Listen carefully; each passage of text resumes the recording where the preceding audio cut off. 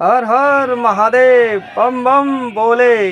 जी हाँ, आज आगरा की धरती पर सावन आते ही भक्ति का रंग और भी गहरा हो जाता है। लेकिन सावन के दूसरे सोमवार से पहले रविवार की रात आगरा में जो दृश्य दिखाई देता है, यह अपने आप में ही बेहतर खास होता है। हजारों से भक्त नंगे पैर, हाथों में पूजा की सामग्री लिए हुए, मुख पर भगवान शिव जी का नाम लिए हुए और चारों दिशाओं में गूंजता हुआ एक ही जयकारा, हर हर महादेव बम बम बोले।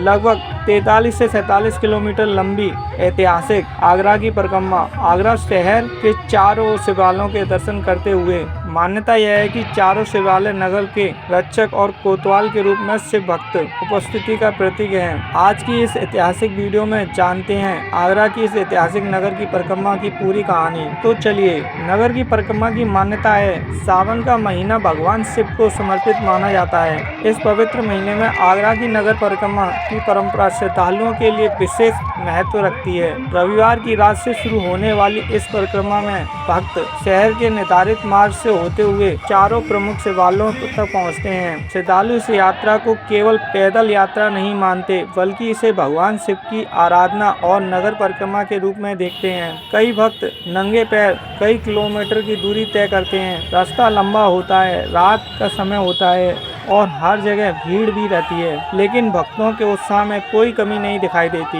किसी के हाथों में फूल होते हैं तो किसी के हाथों में जल का पात्र, तो कोई भगवान शिव का नाम जपते हुए आगे बढ़ता है, तो कोई भगवान की भक्ति में डूबा हुआ। हर कदम के साथ आस्था मजबूत होती जाती है। चार प्रमुख शिवालय जो इस नगर की परिक्रमा के सबसे महत्वपूर्ण विशेष और चार प्रमुख शिवालय मंदिर हैं। बल्केश्वर महादेव, सबसे पहले बात करते हैं बल्केश्वर महादेव की। आगरा के प्रमुख शिव मंदिरों में बल्केश्वर महादेव की विशेष धार्मिक मान्यता है। सावन के महीने में यहाँ बड़ी संख्या में श्रद्धालु सावन भगवान शिव के दर्शन और पूजा अर्चना के लिए आते हैं। नगर परिक्रमा में भी यह मंदिर श्रद्धालुओं के लिए महत्वपूर्ण पड़ाव माना जाता है। जब भक्त मंदिर पहुँचते हैं तो वातावरण घंटियों की आवाज और मंत्रोच्चार और हर हर महादेव के जयकारों से गूंज उठता है। दूसरा मंदिर राजेश्वर, नगर परिक्रमा से जुड़े हुए दूसरे प्रमुख शिवालय राजेश्वर महादेव। मान्यता और स्थानीय धार्मिक परंपराओं में इस मंदिर का विशेष स्थान है। सावन के सोमवार पर यह भक्तों की बड़ी भीड़ देखने को मिलती है। नगर परिक्रमा में शामिल श्रद्धालु यहाँ पहुंचकर भगवान शिव की आशीर्वाद लेते हैं और अपनी यात्रा आगे बढ़ाते हैं।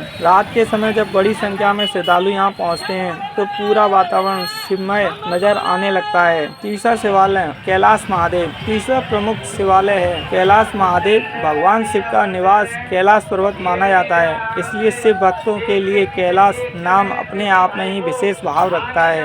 नगर परिक्रमा के दौरान इस मंदिर में श्रद्धालुओं के लिए एक महत्वपूर्ण धार्मिक पड़ाव होते हैं। थकान के बावजूद भक्त लगातार आगे बढ़ते रहते हैं। किसी के मुख पर शिव का नाम होता है तो कोई अपने परिवार और नगर की सुख शांति के लिए भगवान शिव से प्रार्थना करता है। चौथा पड़ाव पृथ्वीनाथ महादेव। और अब बात करते हैं उस शिवालय की जिसे आगरा की धार्मिक परंपराओं में विशेष महत्व प्राप्त है, पृथ्वीनाथ महादेव। सावन के महीने में यहाँ भी भक्तों की भारी भीड़ उमड़ती है। नगर परिक्रमा में शामिल श्रद्धालु चारों प्रमुख शिवालयों के दर्शन करते हुए अपनी यात्रा को पूरा करने के लिए आगे बढ़ते हैं और चारों मंदिरों की परिक्रमा और दर्शन को लेकर श्रद्धालुओं में गहरी आस्था है। 43 से 47 किलोमीटर की कठिन यात्रा, इतनी लंबी दूरी पैदल चलना अपने आप में ही आसान नहीं है, लेकिन भगवान शिव के भक्तों के लिए दूरी केवल किलोमीटर नहीं, यह उनके लिए आस्था का मार्ग है। रात के अंधेरे में जब हजारों लोग एक साथ सड़क पर निकलते हैं तो दूर दूर तक सिर्फ श्रद्धालुओं की कतारें दिखाई देती हैं। कहीं भजन चल रहे होते हैं तो कहीं सिर्फ जयकारे लग रहे होते हैं।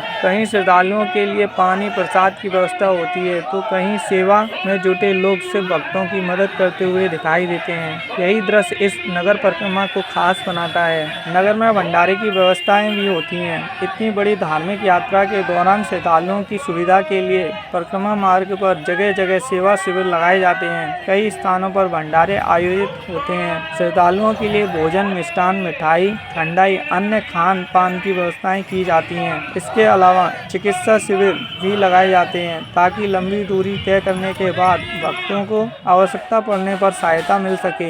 यह सिर्फ श्रद्धालुओं की नहीं बल्कि बड़ी संख्या में लोग सेवा भाव से भी जुड़े होते हैं। कोई पानी पिलाता है तो कोई भोजन कराता है, कोई चिकित्सा सहायता देता है और कोई रास्ते में अपने भक्तों का स्वागत करता है। यह यात्रा केवल सिर्फ भक्ति नहीं बल्कि सेवा और सहयोग की भावना को भी मिसाल बनती है। प्रशासन और यातायात व्यवस्था इतनी बड़ी संख्या में श्रद्धालुओं के एक साथ सड़कों पर आने के कारण प्रशासन के सामने बड़ी चुनौती होती है। नगर निगम और प्रशासन की ओर से रास्तों पर सफाई, रोशनी की व्यवस्था कराई जाती है। कई स्थानों पर श्रद्धालुओं के स्वागत के लिए पुष्प वर्षा की व्यवस्था की जाती है। वहीं भारी भीड़ को देखते हुए यातायात व्यवस्था में बदलाव भी किए जाते हैं। बाहरी वाहनों के प्रवेश प्रतिबंध लगाकर अलग अलग मार्गों पर रूट डाइवर्ट किया जाता है ताकि नगर परिक्रमा सुचारू रूप से चल सके, श्रद्धालुओं को कम से कम परेशानी हो। इस दौरान पुलिस और प्रशासन की टीम भीड़ को नियंत्रण करने और यातायात व्यवस्था बनाए रखने में जुटी रहती है। आस्था का अद्भुत संगम। आगरा की यह नगर परिक्रमा सिर्फ एक धार्मिक यात्रा नहीं है, यह शहर की परंपरा, संस्कृति और शिव भक्ति का ऐसा संगम है जिसमें अलग अलग उम्र के लोग श्रद्धा के साथ शामिल होते हैं। कोई पहली बार परिक्रमा करता है तो कोई कई बार परिक्रमा करता है। वर्षों से इस परंपरा का हिस्सा बना आ रहा है। रात में शुरू होकर लंबी दूरी की तय करने के बाद जब भक्त अपने धार्मिक पड़ाव को पूरे करते हैं तो उनके चेहरे पर थकान के साथ साथ एक अलग ही संतोष दिखाई देता है, क्योंकि उनके लिए यह यात्रा भगवान शिव के प्रति समर्पण की यात्रा है। और वीडियो के अंत में आगरा की नगर परिक्रमा और 4 प्रमुख शिवालय, दर्जनों किलोमीटर की पैदल यात्रा, हजारों से भक्त और हर कदम पर गूंजता हुआ भगवान शिव का नाम। अगर आप भी आगरा की इस ऐतिहासिक नगर परिक्रमा के लिए आए हैं तो कमेंट में जरूर लिखिए। हर हर महादेव। वीडियो पसंद आया हो तो इसे लाइक करें और अपने दोस्तों और परिवार के साथ शेयर करें और ऐसे ही धार्मिक और ऐतिहासिक वीडियो देखने के लिए हमारे चैनल को सब्सक्राइब जरूर करें। हर हर महादेव। बम बम बोले। जय श्री भोलेनाथ। जय बाबा बर्फानी। जय श्री महाकाल।